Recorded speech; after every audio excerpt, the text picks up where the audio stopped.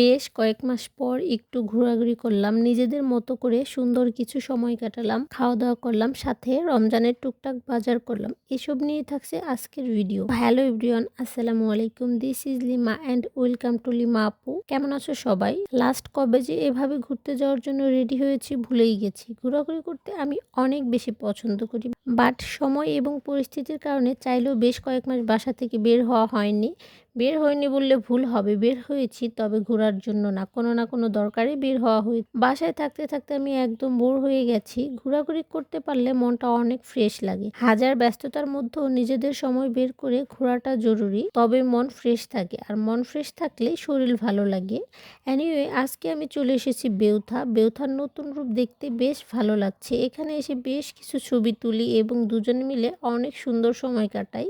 সব মিলে অনেক ভালো লাগছে। আর তোমরা অনেকেই আমার ঘোরাঘুরির ছবি দেখে জিজ্ঞেস করো যে এত ছোট বাবুকে নিয়ে কিভাবে ঘোরাঘুরি করি। আসলে বাবুকে নিয়ে বের হই না, বাবুকে ওর নানুর কাছে রেখেই আমরা বের হই। তো বেউথা থেকে ঘোরাঘুরি শেষ করে চলে আসি কফি হাউজে। এখানে অনেকদিন ধরেই আসবো আসবো করেও আসা হচ্ছিল না, তো ফাইনালি চলে আসলাম। এখানে ডেকোরেশনটা বেশ সুন্দর, সিম্পলের মধ্যে গর্জিয়াস, বেশ সুন্দর। আমার কাছে অনেক বেশি ভালো লেগেছে। তাদের এখানে যে পিয়ানো রাখা আছে এটা বেশ ভালো লেগেছে আমার কাছে। আমি পিয়ানো বাজাতে পারি না, তবে একটু বাজানোর ভাব নিচ্ছিলাম। তোমরা যারা পিয়ানো বাজাতে পারো এখানে এসে ট্রাই করতে পারো।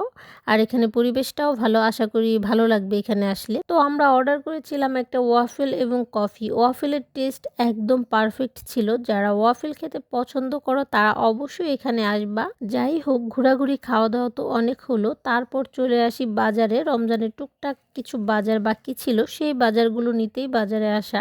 বাজারের যে অবস্থা, রমজান উপলক্ষে সব কিছুর দাম একদম বাড়তি। এই হলো বাংলাদেশের অবস্থা। মানে রমজান মাস আসলেই প্রত্যেকটা জিনিসের দাম বেড়ে যায়। কি আর বলবো।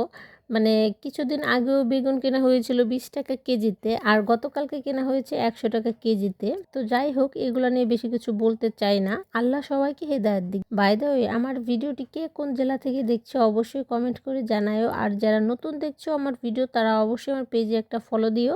আর আজকের ভিডিও এখানে শেষ দিচ্ছি। সবাই ভালো থেকো, সুস্থ থেকো। আল্লাহ হাফেজ।